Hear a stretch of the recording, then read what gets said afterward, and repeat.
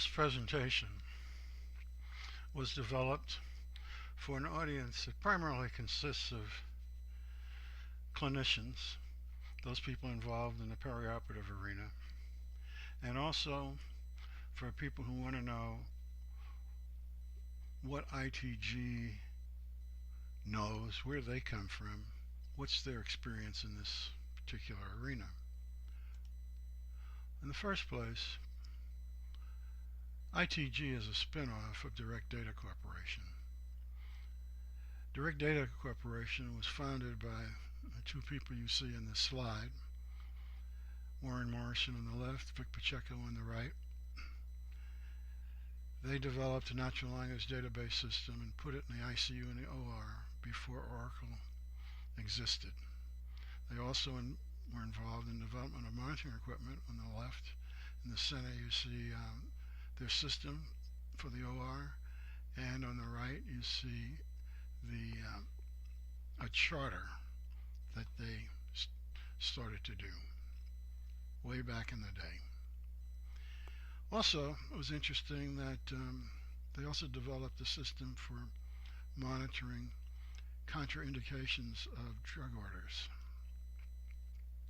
So much for that.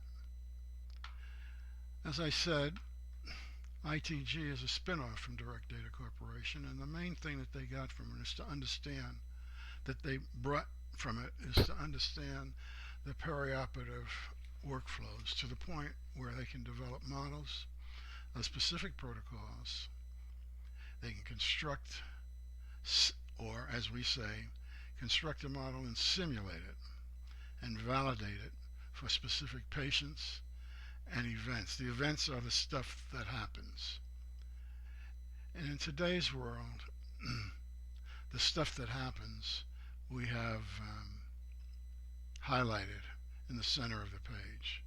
There are timeouts and there's other things. But the basic thing is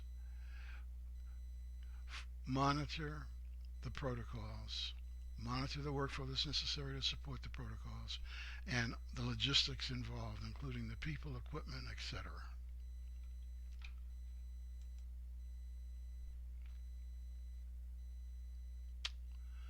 Now, what this boils down to is, in the left we have stuff from Leipzig, which is showing what the workflow really looks like. In the center, it shows the workflows in the OR and all of the departments that typically contribute to information and the processes necessary to perform a surgical procedure.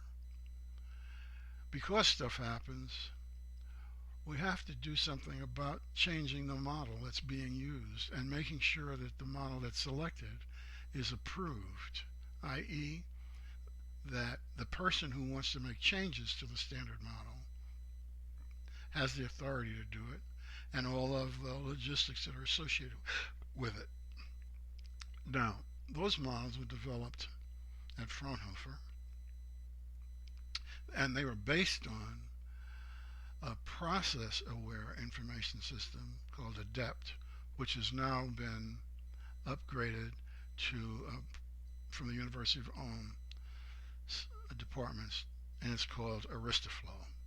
And it simulates events in the real world and helps to monitor what's going on and make things more efficient, higher quality, and safer for patients.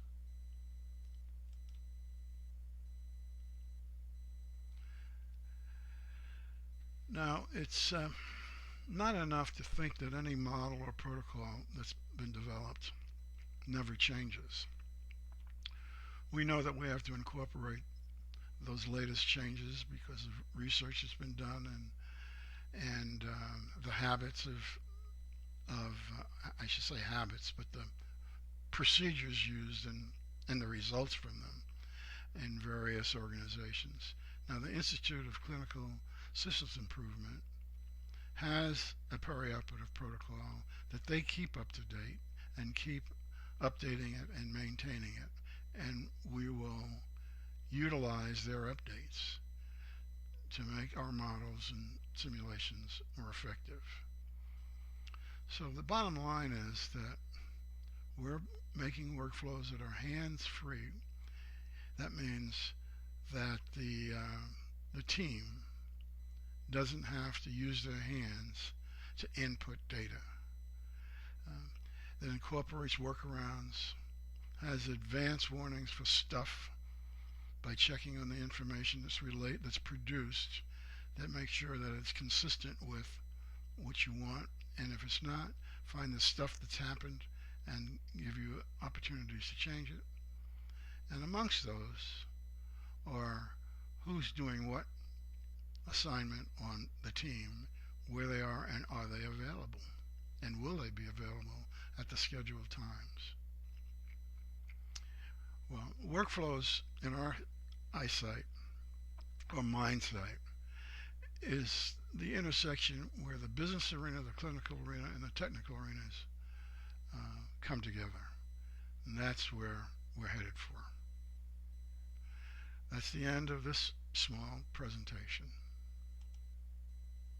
I should say short presentation.